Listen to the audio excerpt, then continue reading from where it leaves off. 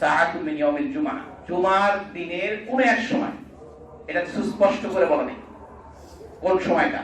এই জন্য ওলামায়ে কেরাম বহু বিভিন্ন মতামত দিয়েছেন। জুমার আগে কেউ বলছেন জুমার যখন খুতবা হচ্ছে ওই সময়, কেউ বলছেন জুমার পরে, কেউ বলছেন ওই সময় আসরের সময়, নানান মতামত বলছে।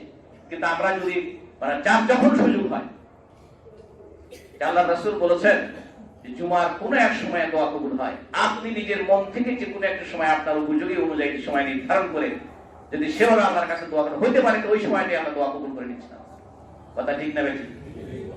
তাহলে জুমার দিন আল্লাহ রাসূল সাল্লাল্লাহু আলাইহি ওয়াসাল্লাম বলেছেন জুমার নামাজ সম্পর্কে, জুমার দিন সম্পর্কে, ফিহি সাআতুন, এই দিনে এমন একটি সময় আছে, লা ইউআফিকুহু আবদুল মুসলিমুন ওয়া হুয়া কাইমুন ইউসাল্লি ইয়াসআলুল্লাহ শাইআন ইল্লা আতাহু ইয়া, যে ওই সময়টিতে কোন আল্লাহর বান্দা দাঁড়ানো অবস্থায় সালাত আদায় করছেন এবং তার মধ্যে আল্লাহর কাছে কিছু চাইছেন, ইল্লা আতাহুল্লাহ, আল্লাহ তাকে অবশ্যই তা দিয়ে দিবেন। আল্লাহ তাআলা তা অবশ্যই তাকে দিবেন।